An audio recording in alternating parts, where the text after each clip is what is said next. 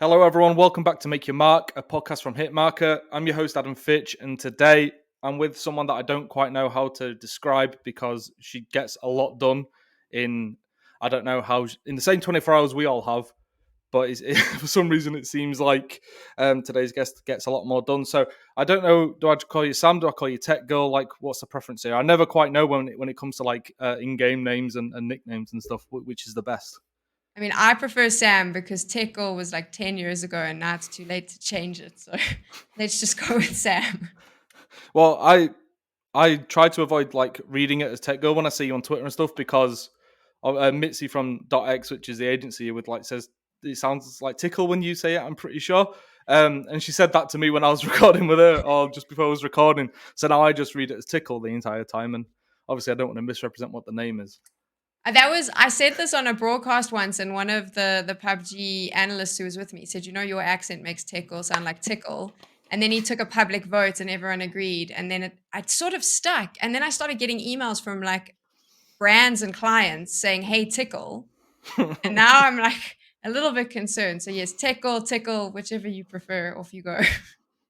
That sounded the exact same word, by the way, when you said those there. So I can confirm that sounds that way. But so it's I don't know how you started in esports, and I'm curious. Also, I went onto your blog, and you said you worked at an engineering firm. I'm pretty sure. Fixed fire engineering. I was in the marketing department. That's like the weirdest thing in the world. And my brother played, and he played Dota, and I didn't enjoy Right. Dota, but because he played Dota and we had really great internet, all his friends were always landing at our house. So I ended up, I mean, I was just always on the couch, and they were sitting right there playing. So I would be listening to them. I wasn't allowed to play because my brother thought I would embarrass him. But I spent a lot of time watching them, and then a few of them moved over to CSGO, and that I loved, and I got involved in that, and I was playing some FPS games, and then I tried CS. I was really bad at it. I'm still very bad at it, but I just became obsessed with watching them play, and obviously got very invested in them. And the whole move into esports was actually, I was just going to all their events where they were like winning mouse pads, and it was very exciting. But then here in South Africa, which is obviously where I'd grown up, this big telecoms company comes in and announces this massive, sort of like at that stage, it was about $100,000 tournament. They do this huge big launch where they bring Red Eye at the time, who was like the big superstar, out. They had this giant egg that opens and he's standing there. It was ridiculous, to be fair. And I remember all of these guys that were now my friends running around, probably just hyped on adrenaline, coming to me saying, like, this is it. Esports in South Africa, the world has noticed us. And I was kind of sitting there being like, nah, I mean, everyone's here because there's free food and booze, but tomorrow they don't care about you. And I don't know what it was that day, but I think it was, I'll never forget. It was my friend Ashton Muller's goals in game. And he was so excited and my heart broke for him because I was like, they're not going to remember you tomorrow. They're not going to care. And then I don't know, it was like a switch flicked and I was like, well, I care. So I'm just going to start telling esports stories. And that was it. I started writing about mainly South African CS, and I started taking a video camera everywhere, making the most cringe videos the world has ever seen. But I was like fully committed to like telling these stories because I really believe that the reason we love the game, but we love the stories like, of the players when they pop off. Their stories Mm-hmm. are what kind of hooks us and keeps us entertained. And I just wanted to tell those stories. Started doing that, and then literally they were like, here's a microphone, we want you to stage host, and you're going to stage host next to Red Eye. And that was pretty much, I'd done one gig before that, but that was my first esports event, was stage hosting with Red Eye. So I had no clue what I was doing. I just thought it was fun that I got to meet Red Eye and that I got to be on a stage talking about these players I loved. But I never thought it was a job. It was just something I wanted to do for my friends, really. Well, I understand like the pivot from marketing, I guess, because obviously, like, yeah, some of that is literally telling telling stories and getting people to and hooking them in, right? So that makes sense in terms of the storytelling front. But something I am interested in is like the South African esports scene. So whenever I think of it, I think of you instantly. Perhaps that's probably because you're like the only person connected to that scene that I follow on Twitter, admittedly. But like, what it's not, it doesn't get brought up in the conversation a lot when we discuss like local esports markets. We'll talk about UK esports and why that's not caught up with other regions or European or North American esports where all the VC money was. So like, what's the state of things there? Like a broad view, is it thriving? I mean, I've been in trouble for saying this, but I think we're about 10 years away from where like Europe and NA is. I think it's very small.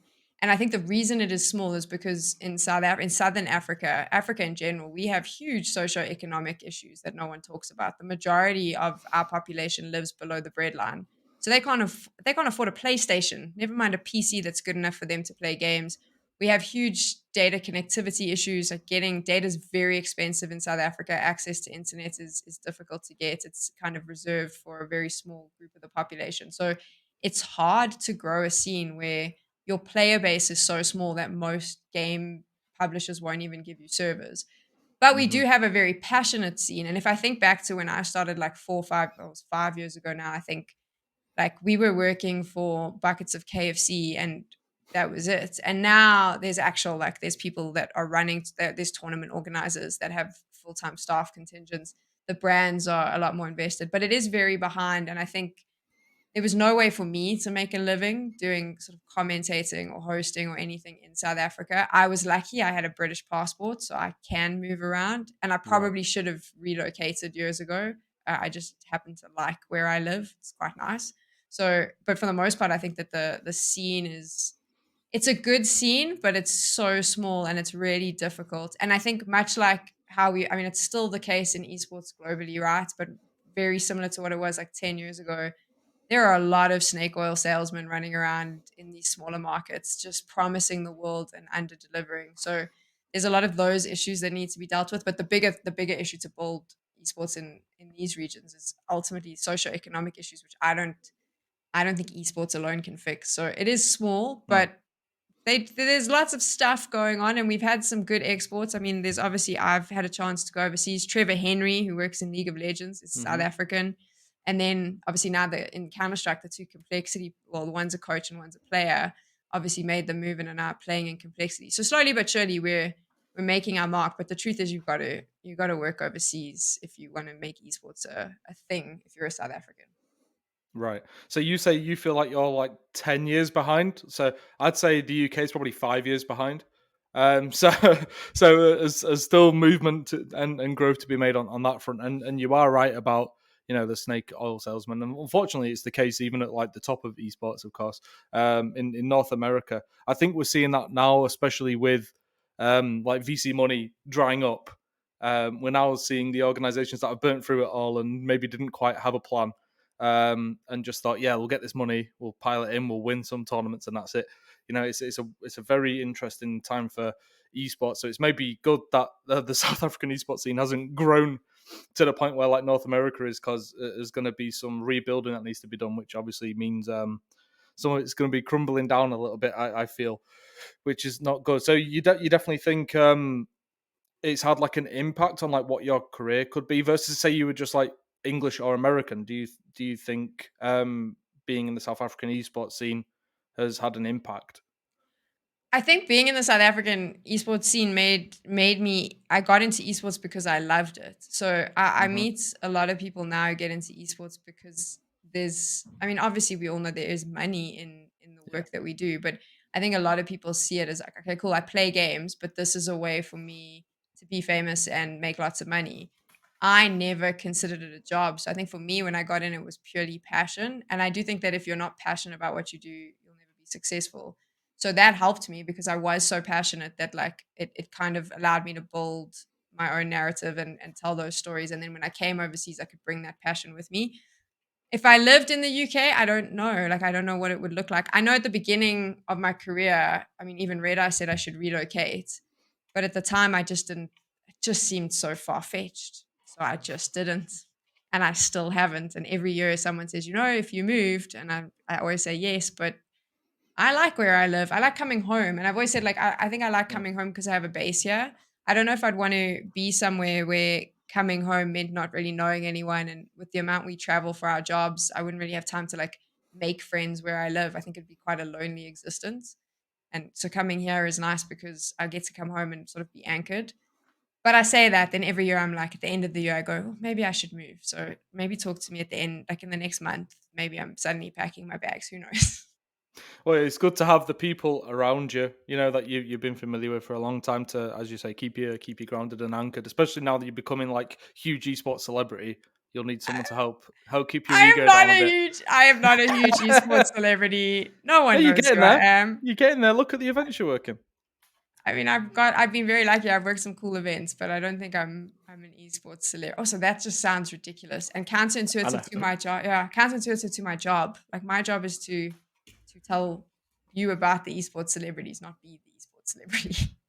But you can become a celebrity that way anyway. But I agree, it does sound a bit mad, which is why I like saying it. To be fair, but so outside of broadcast work, which we will get to with a bit more depth, and alluded to at the beginning of recording this, you have a lot going on. So I said I was on your blog, and obviously you've got podcasts going on, which I think I saw there was a post saying you're award nominated for your podcast. And I saw there were other YouTube videos and stuff you've got going on. So like, is that all with the aim of helping you with your broadcast work? Is that branding for what you do in esports, or is that just doing more of what you're passionate about? I'd love to say it's like this strategic plan to Yeah. brand myself, but the truth is, I just get bored, like a Right. lot. Okay. And then I'm like, what can I do today? So the podcast actually started because I was getting annoyed. I would travel and then I was coming home and I was getting annoyed with local broadcasts. And then COVID hit and I was stuck at home. So I was doing a lot of remote broadcasting, but the only Hmm. work I could get if I wanted to leave my house was local jobs. And I just was super frustrated by sort of coming back to South Africa and seeing that like a lot of the things that were happening were like obvious mistakes.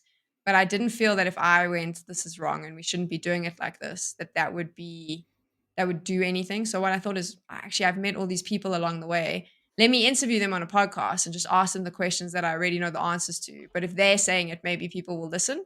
So that was Right. originally what the podcast started as, was like this thing of I'm going to educate everyone on things that they should be doing, because I felt like tournament organizers and brand managers in South Africa were just getting it so wrong. So got some like really great people to talk, learned a lot because I thought I knew the answers. A lot of the time I didn't.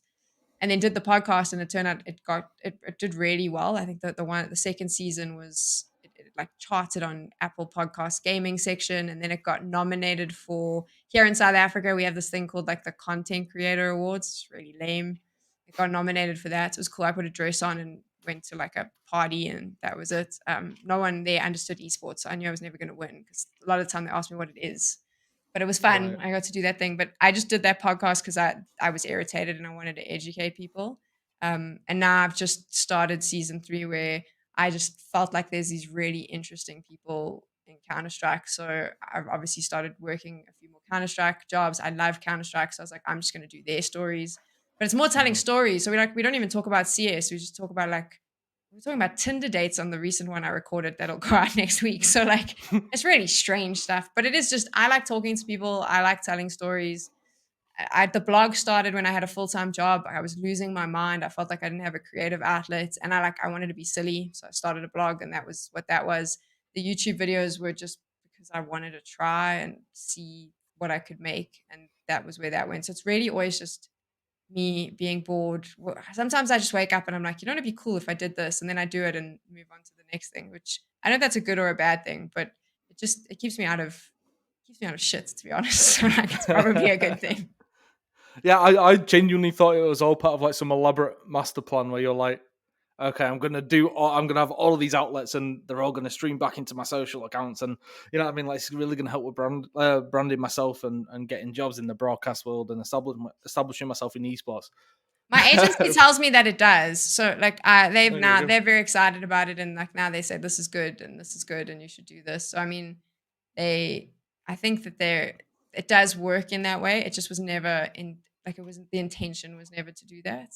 And then Mhm. sometimes I also start random things that have nothing to do with like esports. I started this TikTok thing because I thought it was funny, called Toxic Tuesdays, where I just give toxic dating advice to people on TikTok. And then I got an email from my agency being like, maybe for your TikTok, you should keep it gaming focused. I was like, no, I want to do this. So it's like, Mhm. it's silly stuff like that. I just try things because I think it's either it's funny or entertaining or it's something I want to learn. But it has over the time has become this great conduit. It has really helped, I suppose, and fed into that. So that's obviously a bonus. And I For do sure. try And and think a bit more specifically towards that now, but then I yeah, get bored and carry on.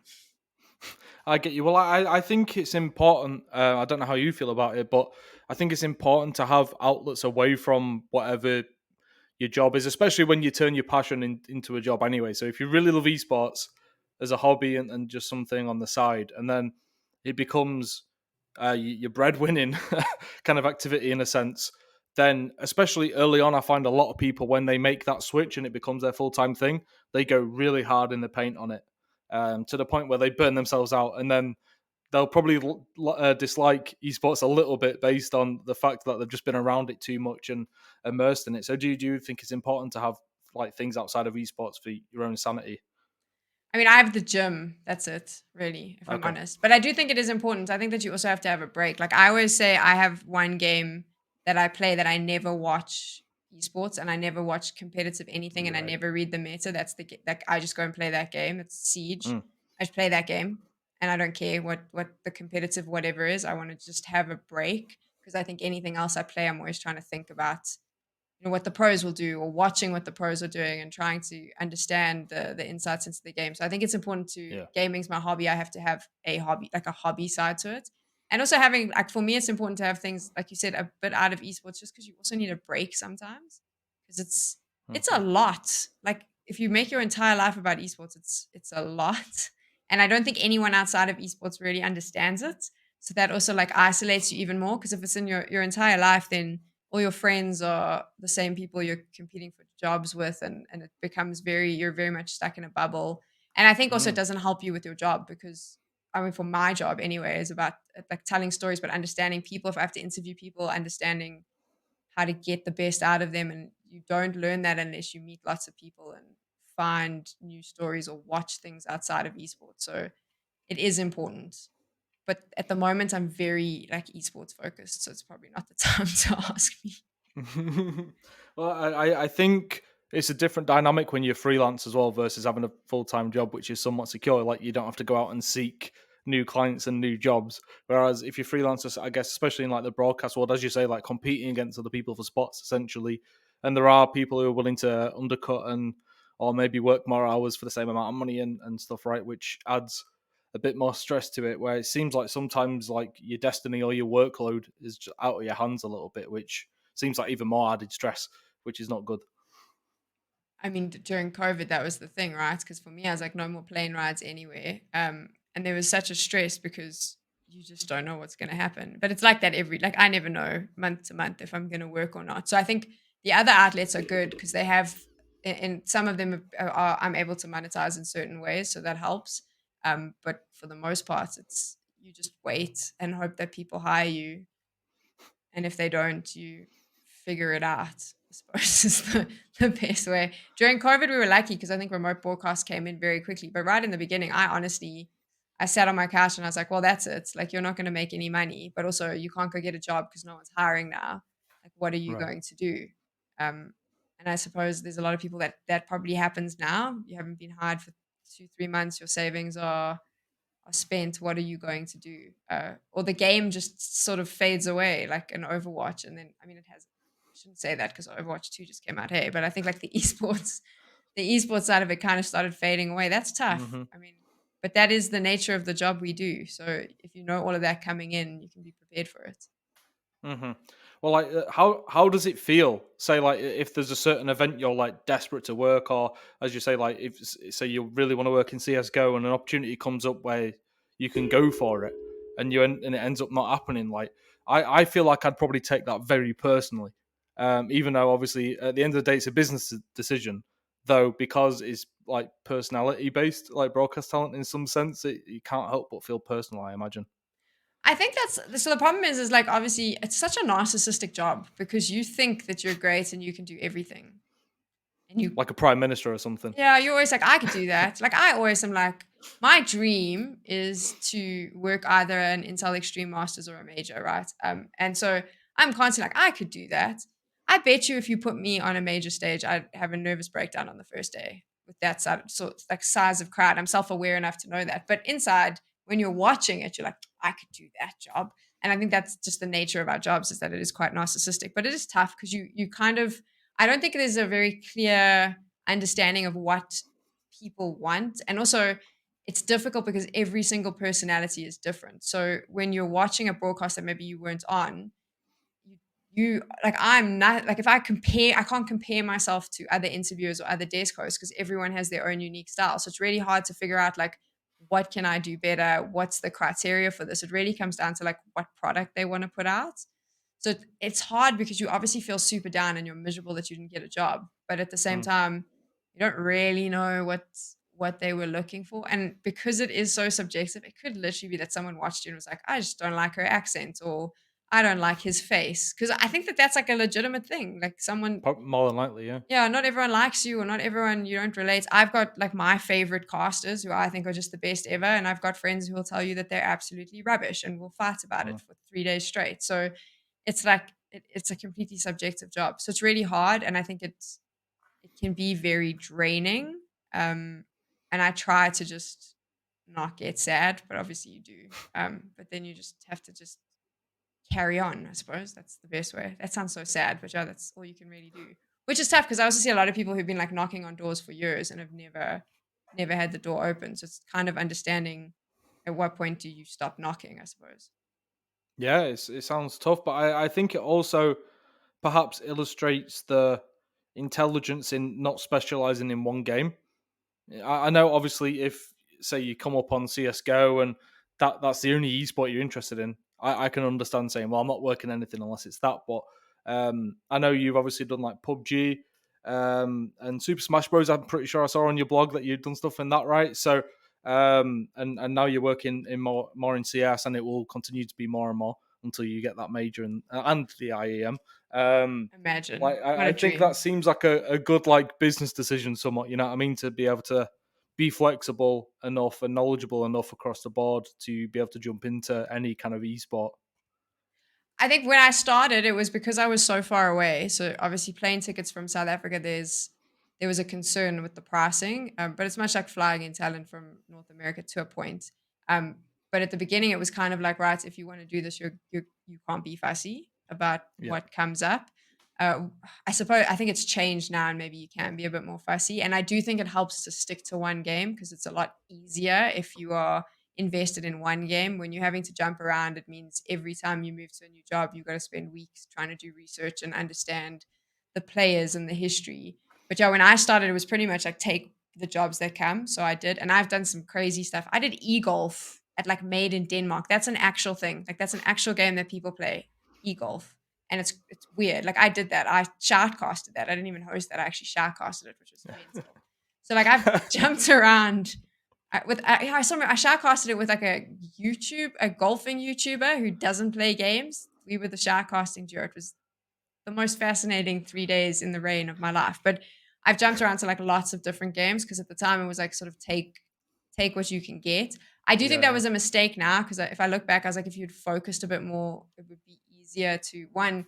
The research is a lot. It's not a lot less, but you can put a lot more time into like really getting into the micro bits that you want, and focusing more on that. But also, it's helped me in the sense that one, I think I'm really good at researching for my job and finding the stories you want. But two, I think when you work lots of different titles, a lot of like a lot of clients want very different things for their game. So you start to learn different styles and you have to adapt those, and you kind of, you know what your style is, but you figure out like what the client wants. You're a bit more adaptable. You're working with like new people every single time. And I think I do think that's good. I think anyone who wants to work in esports broadcasting, you should have your game, but at some point you should go do another game just to like kind of broaden your horizons a bit, because I think you can learn lots of things from other styles of show. Uh, Hmm. but yeah, like it's a little bit crazy because I jumped around a lot. I think I found like my games now. Like obviously I do Pubg, FIFA locally because it's just so big in South Africa, and then obviously Counter Strike. And I think moving forward want to stick to those, and with the primary focus being CS. But like I said, I've done some crazy stuff. And I feel like I'm a golfing expert as well now, even though I've never played. Well, I mean, I know absolutely nothing about golf, but I mean, if you're shoutcasting it, I'd maybe watch it. And that's a higher probability than it would be otherwise. I'll say that. But like, I don't like golf as it is. Never mind a golfing game. So I did that, not understand golf. They hired me. I had 1 month, and I spoke to golfing pros. I sat and watched golf till it was like coming out of my ears, and then I casted that event, and I have never ever watched golf again. And apparently, at the event, I posed with a trophy just because the trophy looked cool, and everyone was very excited because it turned out I was literally holding the Ryder Cup, which is a big deal in golf. I didn't even know it was called the Ryder Cup. That's how good my golf knowledge was. oh, crap, even I know that. Even I know that. But so you spoke about the amount of research that it takes. Like, how does that take form for you? And and I guess before getting to that, I will just say, when I spoke to Launders, and I think it's probably in another podcast that I've done for Hitmarker, obviously, like, research is not included in the amount of you get paid. So, like, you don't want to be spending too much time on that, but also you want to be up to scratch for the job and make sure you're well equipped for what you're being hired to do. So, how how does your research like take form, and how long would you spend on it? Say if you're doing an event that spans over a weekend.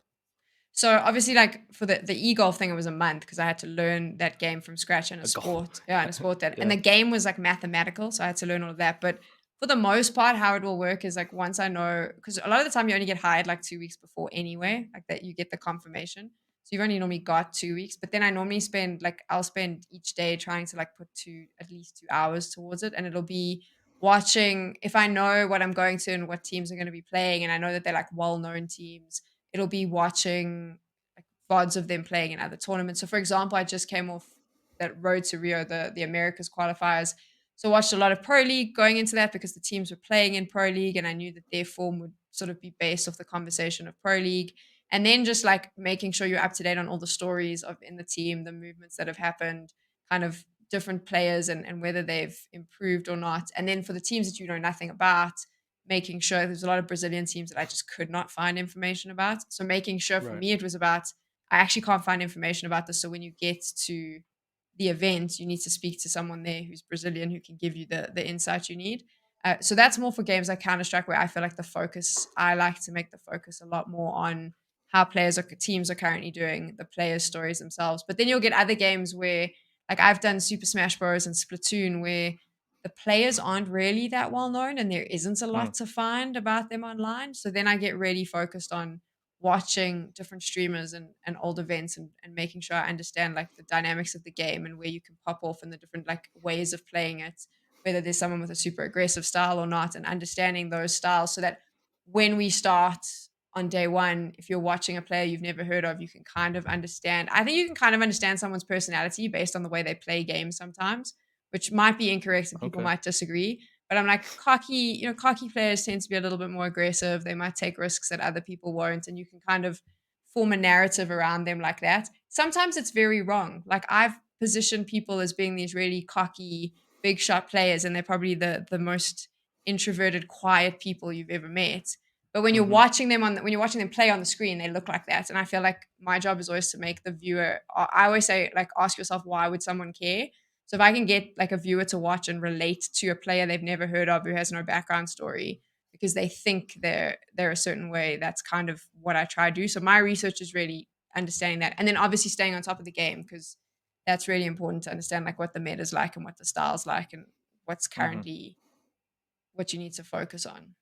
So some It sounds research, like a like I lot of said, light work then. You know what I mean? like Not yeah, much to no, do not at all. much.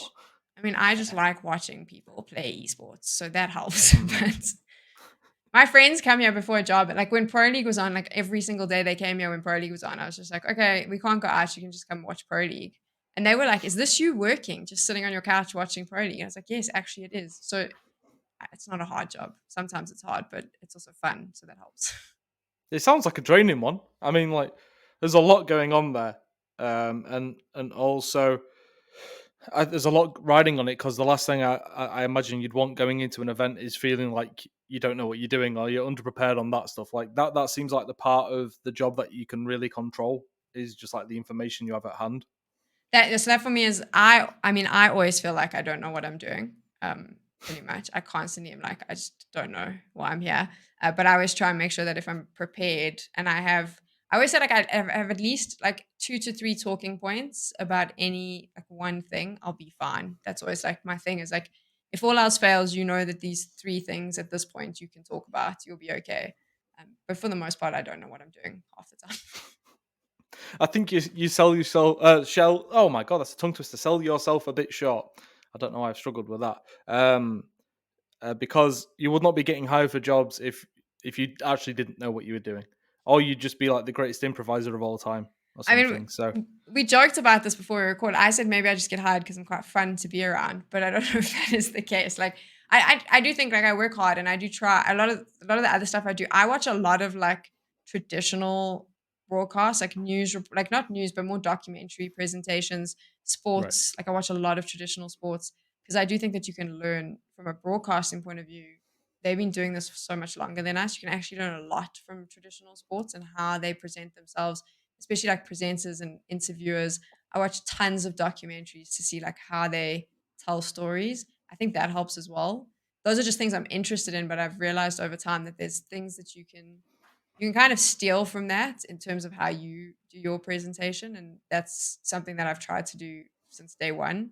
And also like something that I was actually told to do when I started. A lot of people said go and watch traditional sports, like watch what they do because they get it right. And I think that that's something that maybe in esports we forget sometimes. Like we don't really look outside of esports when we want to learn. We keep looking inside, and you can learn a lot from what a lot of broadcasters in esports have done. But I think you can also learn a lot more if you look outside of our bubble. I agree for sure. And I mean, it's not as if you can just pop down to your local college and just learn about esports broadcasting. Like, so it's you have to be very attentive on what's going on. And of course, like the more I guess styles and point of views and sources of information and inspiration you have, the better. As long as you're not like I guess copying other people or trying to emulate how someone does something. If you have to be attentive and make sure you take things that I guess complement your style and you can kind of somewhat make your own at least, which you seem to be doing pretty well. So we like before we started recording, you mentioned like imposter syndrome, I mean, I and can tell I you hope we're okay to speak about this on here. I can tell you this. I mean, I told you the story earlier. I'll retell it now. When we were doing Road to, I'm on the desk with Maui Snake, who I think is. I've been watching him for ages on a desk. He's a great analyst, and we were talking specifically about a map that the teams were going to, the next map. And it was we were supposed to be going to Nuke, and then the third map was Overpass, and he switched them around because I asked him a question about Nuke, and he said, "Oh, but we need to go to Overpass first," and then started talking about Overpass, and I look down at my notes, which I write during the veto and have not got wrong once. And I was like, we're not overpass is the third map. And instead of me thinking Maui is incorrect, you need to stop him and correct him, I just immediately went, how did you get this wrong? You are so useless at your job. You have one job. How could you not even write the map vetoes down correctly? You were watching them. And I'm having this complete internal sort of beat down of myself on camera while he's talking. And while I'm telling myself that I'm pretty much the most useless desk host the world has ever seen, he goes, oh, sorry, you're right. I've actually mistaken these. And he carries on. And I went, oh, there we go. I could have stopped that and fixed that very quickly. But in my mind, I had obviously messed up. And that was it. So that to me is always like I've got that like weird imposter syndrome where I immediately presume like I'm not supposed to be there and I'm making mistakes. But I think that if you don't have a little bit of that, it might be dangerous because I think if you're walking into if you're not doubting yourself a little bit, then you'll never improve and you'll never do the best possible job. In the same way that I kind of think if you're not nervous every time a camera is put on you, maybe you should be worried because I think that that just drives you to do a better job. Um, I worry that if you never have that like imposter syndrome or you never doubt yourself, you may just be way too overconfident and will probably be kicked out very soon because you'll say something or do something that's just not very nice. I don't know. I get you. That's how I just justify my deep seated insecurities. I guess so, yeah. But like, so imposter syndrome obviously like is like feelings of you don't deserve the success that you have or to be in the position that you're in, which doesn't sound healthy. But which I think is a close cousin to it is like feeling out of your depth, which can cause the imposter syndrome, right? But like I think feeling out of your depth and taking yourself out of your comfort zone is a positive thing within itself. The feelings are a byproduct of it. So perhaps it's just like you feel as if, oh my god, like, oh, I'm doing this, I'm on the desk with these people, and there's no way he could have got it wrong. Like, it's just me being nervous or just getting it wrong or whatever. Which is more a case of just like you're moving on to bigger and better things, doing things you haven't done before in a game that you really want to work in. That you put, I assume, a lot of pressure on yourself to like absolutely smash it because you want to continue working in that.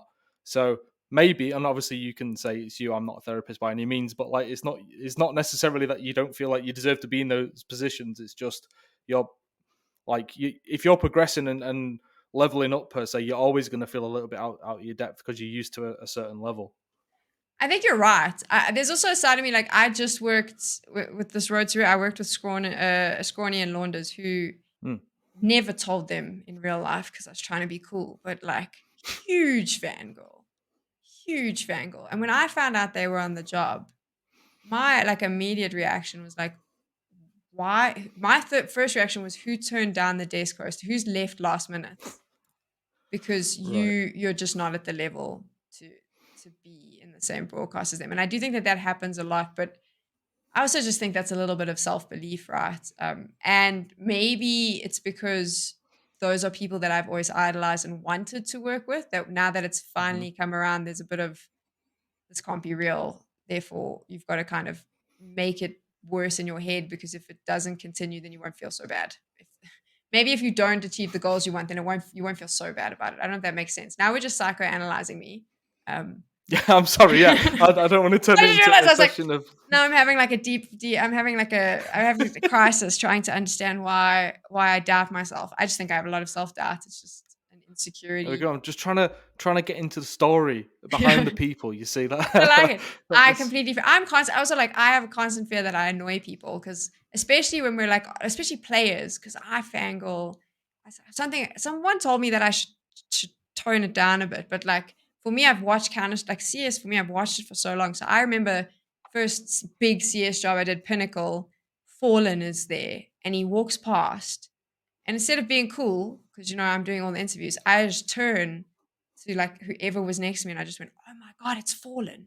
Like that's what I did, and obviously Fallen heard and just laughed at me and carried on walking. But I went to breakfast, and like Fur was at breakfast, and I just stared at him for like 5 minutes, giggling, and then just went over and was like such a fan. And the poor guy's trying to eat toast. So like my first interview actually on that job was Forrest, and I couldn't talk to him in the beginning. Like before the wow. cameras went on, I just looked at him and I was like, I'm absolutely terrified you're Forrest. And poor Forrest was just like, it's cool. Thank you.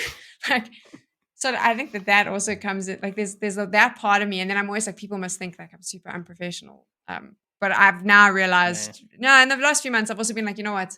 I'm always going to be a fan. I think if I wasn't in love with the game as much and I wasn't that fan, why the hell would I be putting myself through these intense hours of work and the chaos that comes with it? So that is a side of me that I'm now just starting to kind of lean into, and I'm okay with the fact that I'm going to get selfies with famous players that I've watched my whole life, and that's just, it's uncomfortable for them. It's probably uncomfortable for everyone that's there at the time, but I'm doing it. So Well, I mean, it probably adds a layer of relatability to a broadcast and stuff as well, right? Because a lot of people watching at home would have the exact same reaction if they were stood next to Forrest or Fallen or something, right?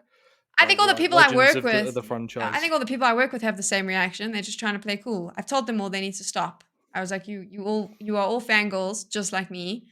Let's just be that way. But I do think that anyone who's in that setting, when you have that opportunity, it's huge. So if you Mhm. love the game, you're going to behave that way. That's kind of why we watch it.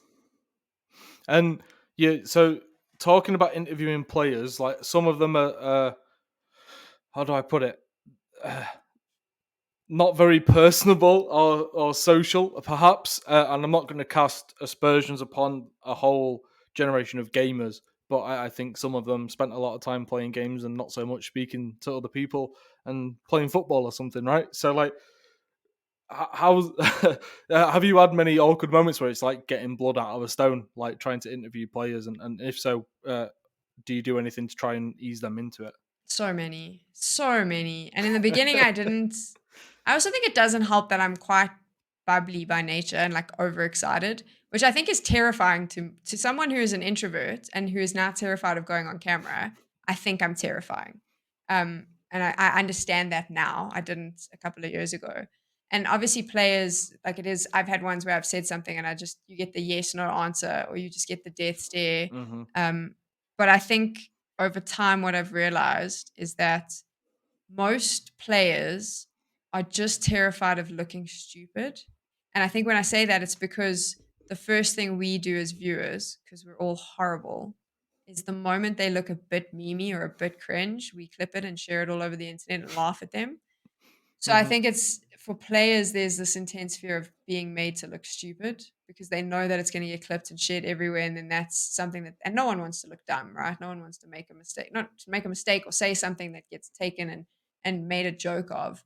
So for Mm-hmm. me now, I always try and like have an opportunity to talk to whoever I have to interview before and make it clear to them that one, I am 100% not here to make a fool out of you.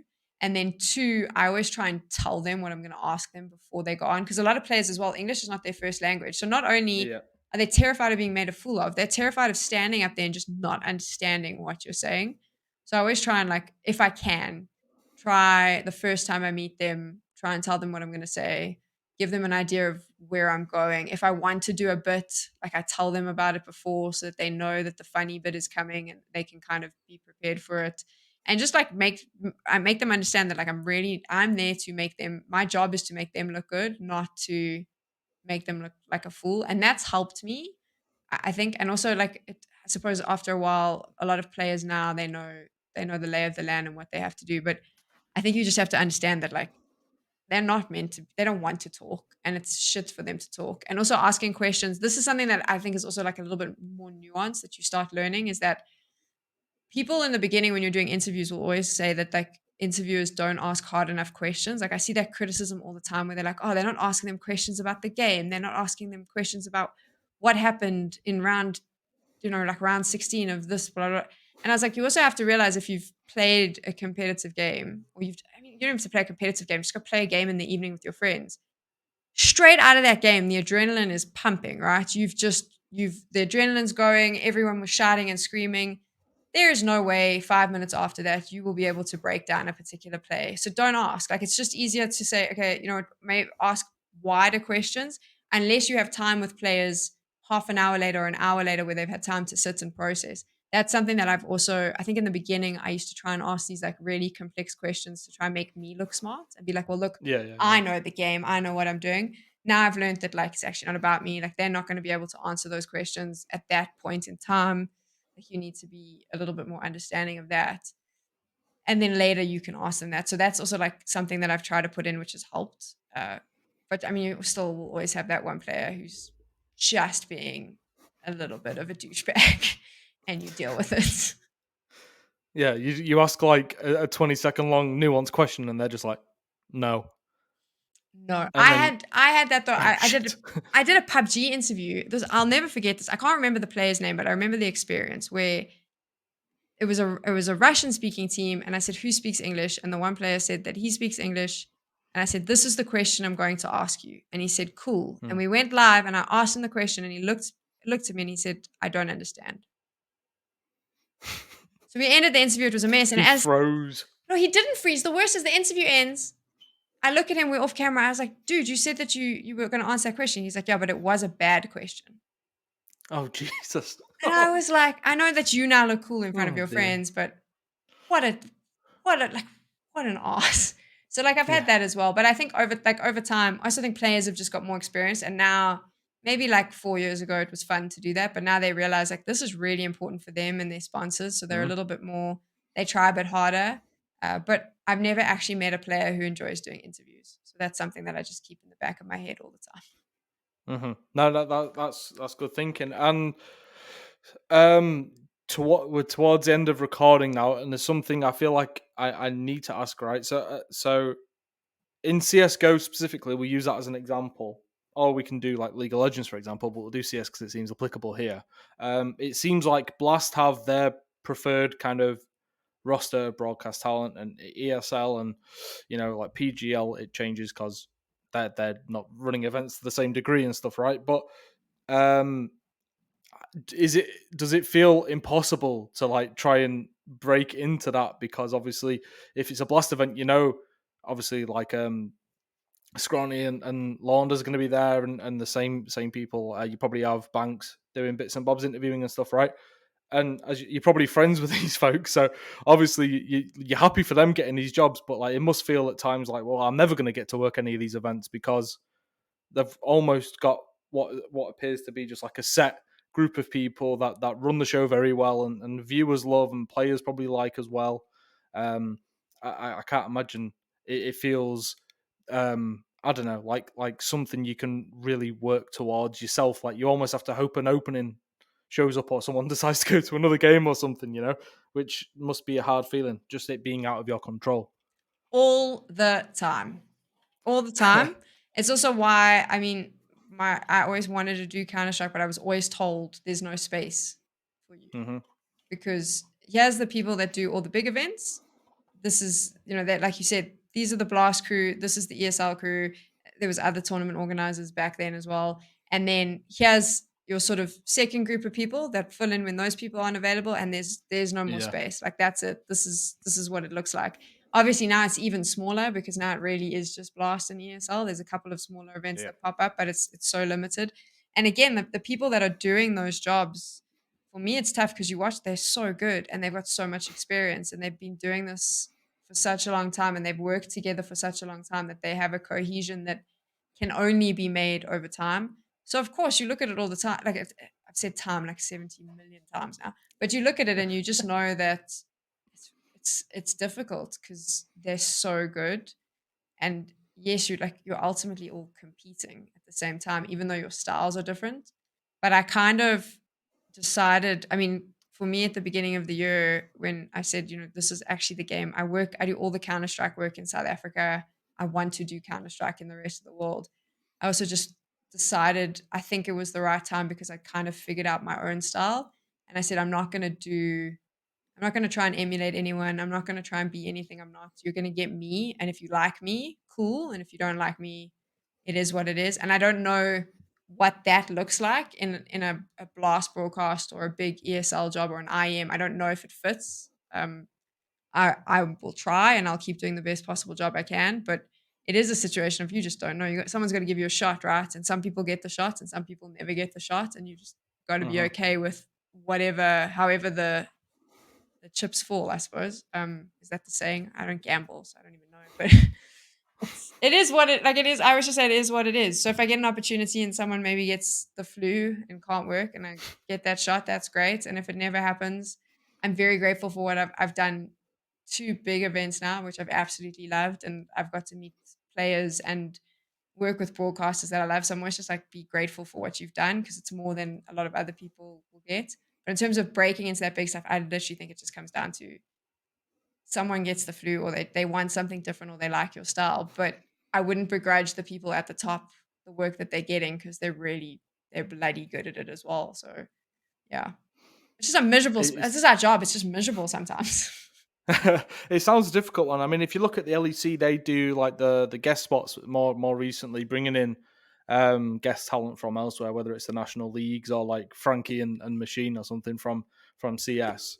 I feel like that gives an opportunity to almost be like a pilot run or a test run for this is how it would look like if I was on this broadcast full time. If there was something like that at the CSGO events, I don't know, like Freya probably would have broken through to the top tier much sooner. Freya should be a desk. And I don't understand why Freya doesn't desk host all. I mean, I know she does. She does a lot of stuff, and you see her do a lot of desk hosting. But I feel like Freya is one of the best desk hosts we have. I know she does lots. She's probably the best interviewer we have in Counter Strike. But she's phenomenal on the desk as well. Like I'm a Freya fangirl. I'm not even ashamed. So I feel like she loves the game. Like she lives this game. Like you can see it. Like I'm a huge fan. But I think again, it's also like the styles that you want, who your analysts are, how it all ties into the game. I don't know how that works. I don't understand the processes behind it. And I try not to get involved in the politics of any of that because I know that it exists. I just could not be asked because I think it would drive me crazy. So I'm like a firm believer you just do a good job and like maybe you'll get a shot, which is probably naive, and maybe I'll never get a shot, and then so be it. But like that's just how I try to do this. I'm not getting involved in any of the other stuff. No, that makes sense, and I would be the same if I had any sort of ability and was aspiring to go that route as well. And the last thing I want to speak about, because I don't know that it's really mentioned enough in the conversation of like broadcast talent and stuff. Like we hear about management and agencies for players. That's something more prevalent and pushed, I guess, preached about more, especially when it comes to signing contracts and stuff. But like the importance of good management for broadcast talent, like helping you to get jobs and stuff like that. It seems like it's imperative. And again, we said it before recording, but I don't think it's any coincidence that you sign with .x talent and now you're working in CS and like working on the road to Rio, for example, right? It seems like you're booked and busy the whole time. For me, it was I think there's a lot of talent that had representation and then got rid of it and prefer to do all their Yeah, own stuff, which I yeah, understand, because I think bad representation can be really, really detrimental. For me, I'd known Mitsuko, who's at .x for a long time. I just loved who she was, and I think we have very similar, like, sort of the way we deal with things is very similar. When she started up at .x, I had a chat with her, and I kind of decided what they were offering looked really good. Actually, too good to be true at the time, I thought. But I was like, at that point, I kind of felt like my career had stagnated a bit, and I didn't really know where it was going or what the next steps needed to be. It's kind of playing with the idea of actually just getting away from esports broadcasting entirely, because oh wow. for me, I was like, I'm doing games I enjoy, but I know what I love, and I feel like it's not going to happen. So maybe it's time to rethink some stuff. Had a chat to Mm, them, agreed to sign with them, and then the first sort of after signing, the first discussion we had, it was just they just said to me, "What's like the dream? Like if there was a dream, what would it be?" And I started laughing and was like, "Well, it'll never happen, but like I want to work in Counter Strike, and I want to do an IEM or a major. Like that's what I'd love to do." And then I laughed hysterically about it. And they were like, okay. And then they just went full steam ahead, and it helped. I'd worked with the tournament organizer that was setting up Pinnacle. They had a call with them. They mentioned that they had a CS job, and they knew I liked CS. So it was kind of like, I think a bit like the pieces had all fallen together at the same time. But if it mm, wasn't for .x has gone out of their way to push for what I want versus saying to me, these are the jobs we have, mm, accept these. They've kind of gone, we know what jobs you want, so we'll go out and find them. And I think I'm one of the lucky few, because the more I speak to other talent, like a lot of people don't have great, like my age, like .x is, they update me every week. Like they've now kind of taken over. I do a lot of influencer work in South Africa. They handle all of that. I used to be backwards and forwards on emails all the time, like doing my mm, own reports for, like, if I did an influencer job, like constantly having to do that. They do so much for me. They like handle everything. And I just mess around now. I record podcasts because I have time. Like, so I think that helps. I think if you have like a group of people in your corner who are quite helpful at like saying to you, okay, cool, this is a good direction, and giving you valid advice, because that's another thing they're really good at, with saying like, okay, cool, like this job opportunities come up, but maybe they are offering you a lot less money, and you should know your worth. Whereas I think before I would have just taken anything because you're so desperate for right. work. Where they've kind of been really good at like making it clear that there's certain things that you need to be strict on, and obviously they do a lot of legal stuff. That's been a big thing for me, is the legal side. So I think, I mean, now I'm just fangirling over .x, but they've done a lot for me. But I think from a representation point of view, if you're going to have representation, it needs to be like an agency or a manager that not only takes their commission and gets you paid jobs, but understands what your vision is and what you want out of everything as a whole, and kind of guides it that way. And I don't think that happens a lot. I think a lot of the time it's like, oh, you're good, will get you jobs and make you money. I think sitting with someone who goes, this is what you see, this is kind of where your ethics are, this is like the vibe you want to give off, is really helpful, and they've been phenomenal. So Mm. I'm very lucky, and I always feel. I said this actually to someone at .x just yesterday. So I said I always feel bad because you sit in green rooms and a lot of people complain about their agents, and I always just sit quietly being like, well, I have a great agent. Like, that's kind of always like, I feel bad because I can't really contribute to that conversation. Well, I'm happy you can't contribute towards it. Me It's a too. very positive thing. But of course, if people want to hear me speak to people from .x. There are 2 podcasts that already exist. I spoke to Nick about esports law, and I spoke to Mitzi about esports representation agencies and managements and stuff, which you can find on wherever you find your podcasts. Essentially, just a quick plug there.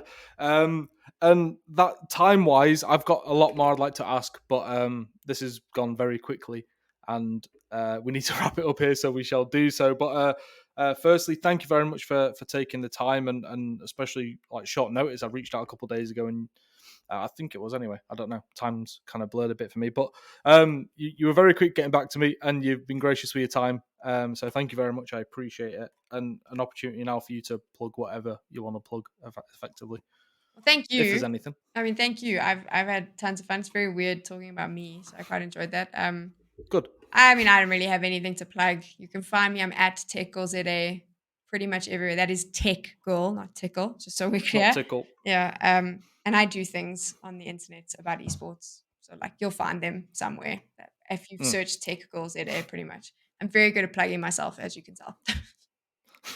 Well, you've got lots going on, and as you said so masterfully, just go onto your website, follow you on Twitter, and I encourage everyone to check out what you do, because you do a lot of great work. So, good luck getting to the major in CS. It's going to happen. I can tell you now, if it doesn't happen, I will eat all of my hats, and I've got a vast hat collection. I'm that confident it will happen. Thank you everyone at home for listening or watching. Just a reminder, on all the major audio platforms as well as YouTube, of course.